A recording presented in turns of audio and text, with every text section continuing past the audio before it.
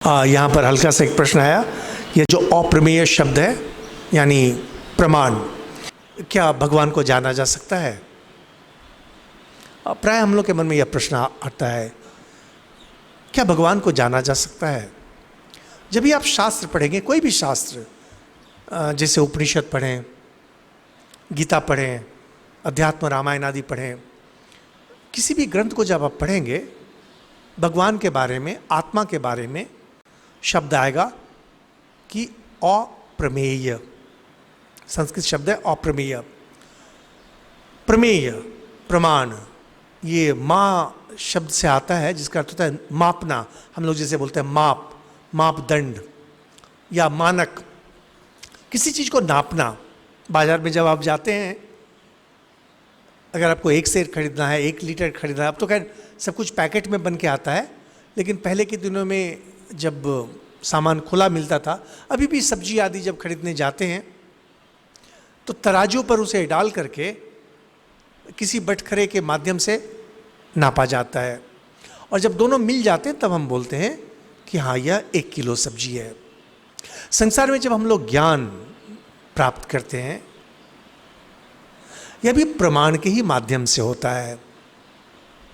मेरे सामने यह कलम है। जब पहली बार यह वस्तु मेरे सामने आई थी, मैंने पूछा यह क्या है। हमारे जो बड़े बूढ़े थे उन्होंने बतलाया इसे कलम कहते हैं।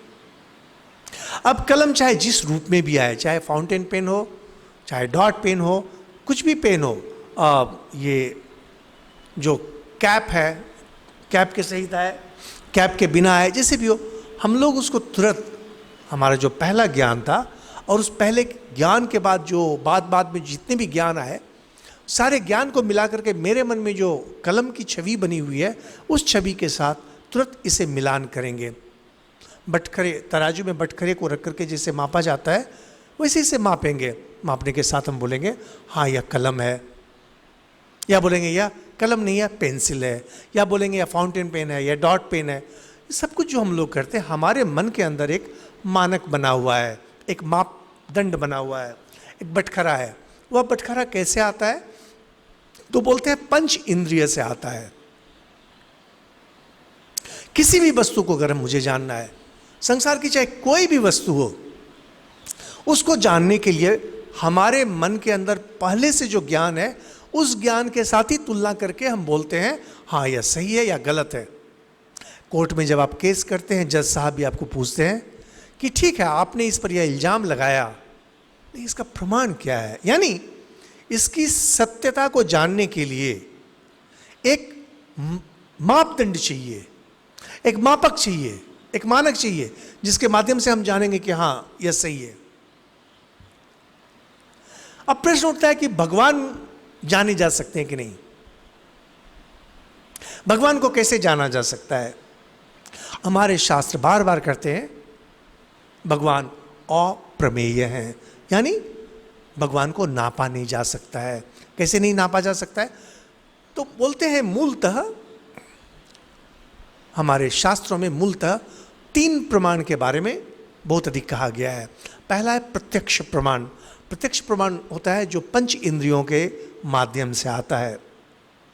आपने पहले कभी किसी चीज़ को देखा है, अब जब देखते हैं उसे मिलान करके बोलते हैं यह है। कुछ सुना है, कुछ सूंघा है, कुछ आस्वाद किया है, किसी का स्पर्श किया है। ये जो पंच ज्ञानेंद्रियां हैं, पंच ज्ञानेंद्रियां हमारे मन में पूरा एक भंडार इन्होंने खड़ा करके रखा है, जिसके साथ जब हम कोई नई वस्तु जब आती है या कोई नया विचार जब आता है, उसका मिलान करते हैं और बोलते हैं कि हाँ, यह सही है। कोर्ट में जज साहब पूछते हैं, तुमने अपनी आंखों से देखा था, तुमने अपने कानों से सुना था, यानी प्रमाण पूछ रहे हैं, सत्यता की जांच कर रहे हैं, सत्य को नाप रहे हैं। दूसरा प्रमाण होता है जिसे बोलते हैं कि अनुमान प्रमाण। अनुमान शब्द जो है टेक्निकल शब्द है, जिसका अर्थ होता है युक्ति विचार। जिसे आप लॉजिक के द्वारा, तर्क के द्वारा, जैसे कि बारिश का मौसम है, आप कमरे में थे, आपको पता भी नहीं, बाहर आकर के देखा कि जमीन भींगी हुई है यानी बारिश हुई है, आपने अनुमान कर लिया युक्ति लगा करके। और तीसरा होता है शब्द प्रमाण। शब्द प्रमाण का अर्थ होता है शास्त्र के द्वारा ज्ञान। तो कहते हैं, और साथ में और भी 3 है वेदांत में विशेष करके, जहां पर बोलते हैं उपमान प्रमाण है, उपलब्ध अभाव है। तो कहते हैं, खैर वो उतना महत्वपूर्ण नहीं है। 3 प्रत्यक्ष, अनुमान और शब्द। तो कहते हैं कि इंद्रियों के द्वारा भगवान को नहीं जाना जा सकता है, यानी भगवान को नापा नहीं जा सकता है, इंद्रियों के द्वारा कभी नहीं जान सकते हैं। क्यों? क्योंकि भगवान अनंत हैं, और जो भी अनंत है वह पदार्थ नहीं होता है। इंद्रिय केवल पदार्थ को पकड़ सकते हैं। हमारे कान जैसे प्रकाश को नहीं पकड़ सकते हैं, लेकिन हमारी आंखें पकड़ सकती हैं। हमारे नाक प्रकाश को नहीं पकड़ सकते हैं, आंखें पकड़ सकती हैं। उसी प्रकार से ये जो पंच इंद्रियां हैं, यह केवल पदार्थ को पकड़ सकते हैं, चैतन्य को नहीं। भगवान अनंत है, इसलिए भगवान चैतन्य है। चैतन्य को पंच इंद्रियां कभी नहीं पकड़ सकती हैं। और अगर आप युक्ति तर्क के माध्यम से भगवान के सत्य को स्थापित करें या प्रमाणित कर दें कि भगवान नाम की कोई चीज नहीं है, यह संभव नहीं है। क्योंकि आज आप जो भी युक्ति तर्क देंगे, कल आपसे अधिक बुद्धिमान व्यक्ति आकर के आपके तर्क को उड़ा देगा। और अगर आप कहें संसार के सारे पंडितों को एक जगह ले आया जाए, तो बोलेंगे हाँ ला सकते हैं, लेकिन कल को हो सकता है आज जितने भी पंडित, जितने भी विद्वान हैं, इनसे भी बड़ा कोई पंडित आ जाए और वह अभी जितने सारे युक्ति तर्क दिए गए इन्हें उड़ा करके रख दे। यानी अनुमान प्रमाण के माध्यम से भी ईश्वर को नहीं जाना जा सकता है। और तीसरा है शब्द प्रमाण, शास्त्र प्रमाण। शास्त्र प्रमाण का अर्थ होता है कि केवल शास्त्र के माध्यम से इनडायरेक्टली, वो भी सीधा नहीं, आप ईश्वर को जान सकते हैं। शास्त्र में जो वर्णित सत्य है ईश्वर के बारे में, केवल उसके माध्यम से ही ईश्वर को जाना जा सकता है, लेकिन वह भी स्पष्ट रूप से नहीं, और स्पष्ट रूप से, इनडायरेक्टली। तो हम शास्त्र को क्यों विश्वास करें? बोलते हैं शास्त्र को आप विश्वास नहीं करें, यह आपकी समस्या है। लेकिन शास्त्र के रचयिता ऋषिगण हैं, और ये ऋषिगण शुद्ध थे, पवित्र थे, इनमें स्वार्थ की गंध तक नहीं थी, स्वार्थपरायण नहीं थे, हमेशा लोगों के कल्याण में लगे रहते थे। तो इन्हें क्या स्वार्थ है? झूठ बोल करके इनको क्या लाभ है? और चूंकि यह ध्यान धारणा करते थे, इसलिए इनका ज्ञान अतीन्द्रिय ज्ञान है या इंद्रिय के परे ज्ञान है। यही बातें इन्होंने लिखी है। और जब आप शास्त्र को देखेंगे तो सतही तौर पर इनमें कहीं कहीं कुछ कुछ अंतर हो सकता है, लेकिन जैसे आप नीचे की ओर जाएंगे देखेंगे ये सभी एक ही सत्य के बारे में बोल रहे हैं। तो शास्त्र प्रमाण के माध्यम से ही ईश्वर को थोड़ा बहुत जाना जा सकता है, इसके बाहर नहीं। लेकिन हम लोग जब जाना जा सकता है कहते हैं, हम लोग कहना चाहते हैं इशारा।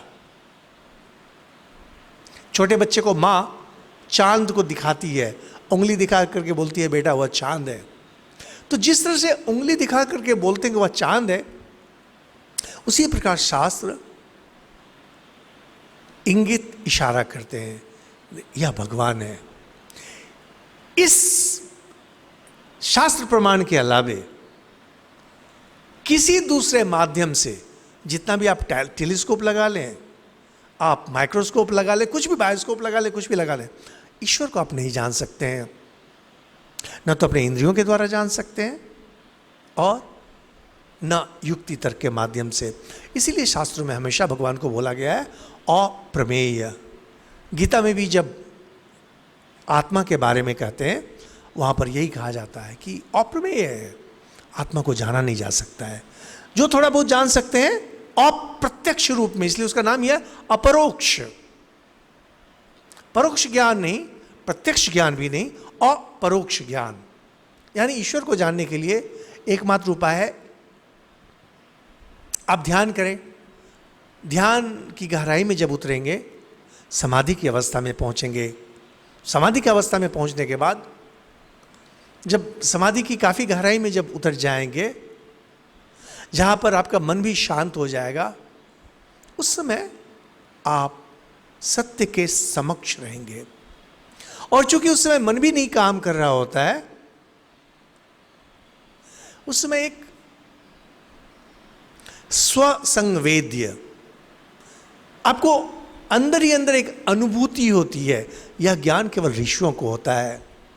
और चूंकि हम लोग मन के जगत के व्यक्ति हैं, जो भी बात हमें समझानी हो मन और वाणी के माध्यम से समझानी पड़ती है। हम लोग इसलिए नहीं समझ सकते हैं। उपनिषद में कहते हैं यतो वाचो निवर्तन्ते अप्राप्य मनसा स। भगवान को अगर आपको जानना है, नहीं जान सकते हैं, क्योंकि वे मन और वाणी के परे हैं। जब किसी चीज को जानना होता है, मन इंद्रिय के साथ उस वस्तु तक पहुंचता है। जैसे यह कलम है, इस कलम को जब जानना है, मन इसे जाकर के घेर लेता है इंद्रिय के साथ, पंच इंद्रिय के साथ। और पंच इंद्रियां जब जाती हैं तो हमारी जो दृक इंद्रियां हैं, यानी नेत्र की शक्ति, यह पहचान लेती है, ओ यह पेन है, मन के साथ वापस चली आती है। और यह इंद्रिय बतला देती है कि यह कलम है। भगवान को इस तरह से नहीं जाना जा सकता है। यानी भगवान को जानने का कोई उपाय नहीं है, केवल यह कि आप ध्यान और समाधि की अवस्था में जाएं। यही है, भगवान को आप जान सकते हैं, भगवान को आप नहीं जान सकते हैं, इसका समाधान।